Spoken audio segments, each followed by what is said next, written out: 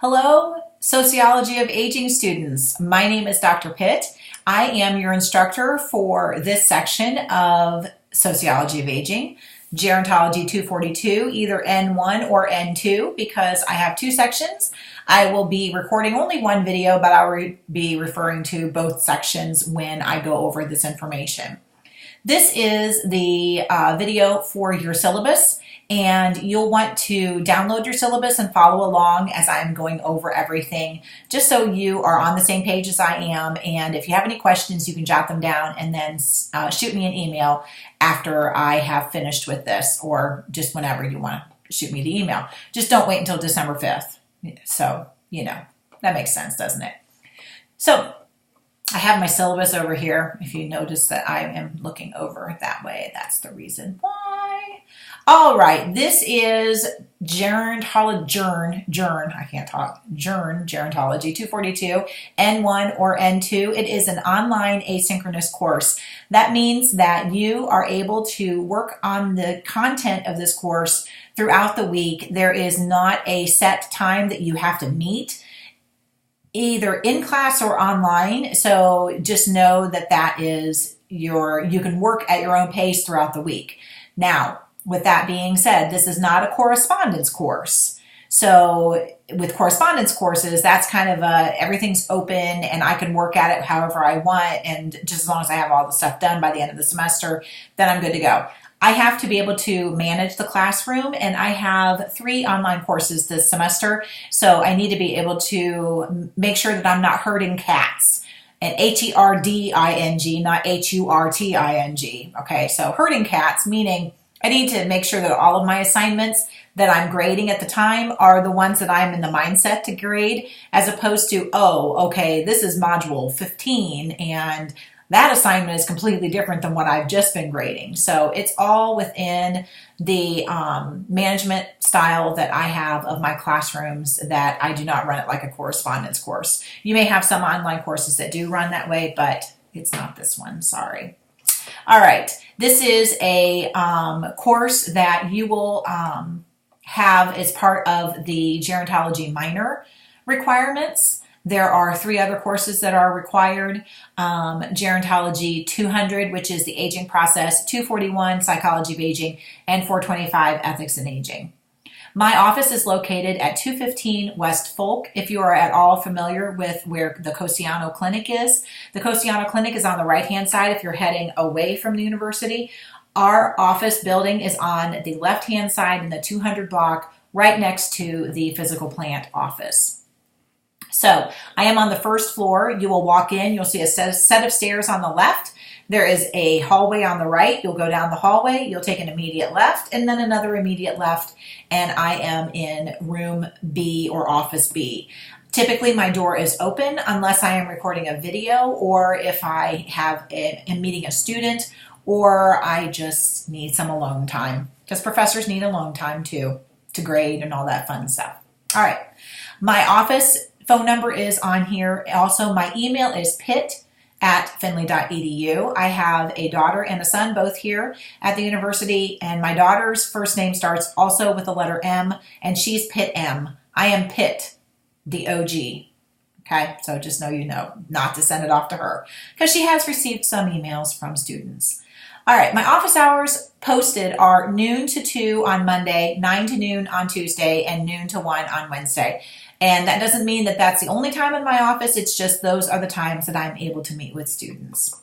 I'm not going to read to you the course objectives. You can read through those. You will know that this is a C3 course. That means that it is a core plus course, and you will have a submission on TaskStream at the end of the semester that you will be responsible for. The required textbook is, I'm not going to say her last name because I know that I'm going to butcher it, but it starts with a Q. Q-U-A-D-A-G-N-O. First name is Jill. It is Aging in the Life course, an Introduction to Social Gerontology. It is the 7th edition, but I do know that I've had students that have used the 6th edition, and the 7th just came out last year. There's not a huge amount of difference between the two, but you may find that I might refer to something and you don't see it in the 6th edition. That might be the reason why, okay? So just know that. All right. Grading. There will be modules that you will be responsible for, and every week all of your coursework is encapsulated in that one module. And so you'll know that you'll have from Monday at 12:30 in the morning until the following Sunday by 11:59 before that next module opens. Once the next module opens, that first module will close, and then you will not be able to access that coursework anymore. Just know that, so you don't think that, oh, well, I can do this next week, it'll still be open. It's not going to be, okay? If you run into a technical issue, technical difficulty, if you run into a family issue, if there's something going on, just reach out to me. Don't sit back and think, oh, well, I didn't get it done, so I can't have it. I can't get it done. Just reach out to me. Do know that when I'm going through my grade book on Canvas, if I see a dash, just a dash, that means to me you didn't submit the work. I will put in a 0. If you recall having submitted that work but it didn't get in, or if you ran into an issue and you want to get it submitted to me as soon as possible, me putting that 0 in is just kind of a, hey, heads up, you're getting a 0 on this because I've got a dash. That means I didn't get anything from you, okay? So you'll have that reminder or that visual when that pops up, and students don't like to get 0s on work, and I can't blame you. All right, so the modules will have in them first a discussion board. The discussion board will be on Canvas, and it will be one that will just be a specific question, or it might be a set of questions, and I ask you to respond to them. Do please pay attention to the fact that you need to respond to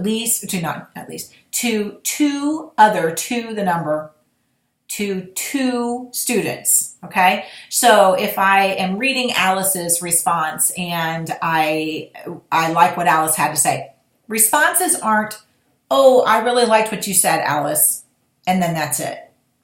Tell me why. Why did you like what Alice said? Or, Alice, I don't really particularly agree with you on that point. Tell me why.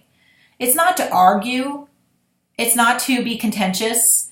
It's not to, just say I agree with everything. It's for you to think on these discussion board responses. How would I respond to what Alice said to me if Alice said that to my face? So you responded to Alice. That's one. Then you see Bill's, and you read Bill's, and you respond to Bill. That's 2. Okay, so you have your discussion board. Then you have Alice's and Bill's that you responded to. So you are responsible for 3 things on that discussion board. Now I'm tricky. I don't let you read anybody's discussion board until you post yours. So to be able to see them, you have to post. Now I know that there are people who wait until Saturday, Sunday at 10 o'clock at night to get their stuff in. If you are an early bird and like to get your stuff in on Monday, do know that you probably will not see other students' responses or their responses, their discussion board posts, maybe until Wednesday, Thursday, Friday, Saturday. So make sure you pop back over and you don't just put yours up and then you say, oh, I'll get back to that, and then you forget about it, because those are deductions and points. All right. If you don't respond to one person, it's 1 point. If you don't respond to 2, it's a 2-point deduction, and it's only out of 5 points. So that's 60% if you don't respond to 2 people on their discussion board. Okay, 3 out of 5. I did math, and you all should be proud of me because I don't do math well sometimes. All right. Okay, so that's the discussion board. You also have a journal entry, and that is going to be a guided entry. So what that means, you're going to be responding to a writing prompt in your journal entry. It's just more of a free flow response. It's not a pointed discussion board response. There'll also be quizzes, and they'll be 10 points. They'll be short, but they'll be over the material that you went over in the actual textbook. That will,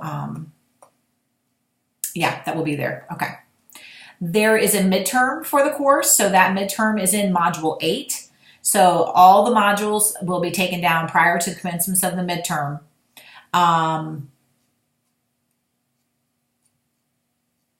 Looks like I need to change some dates here. I think it says, on my syllabus here, I need to go back and change that. So the midterm is Module 8, which is the 7th through the 13th, okay? And that's going to be over chapters 1 through 7. So there's a midterm, and then there is not a final, but there is a final project.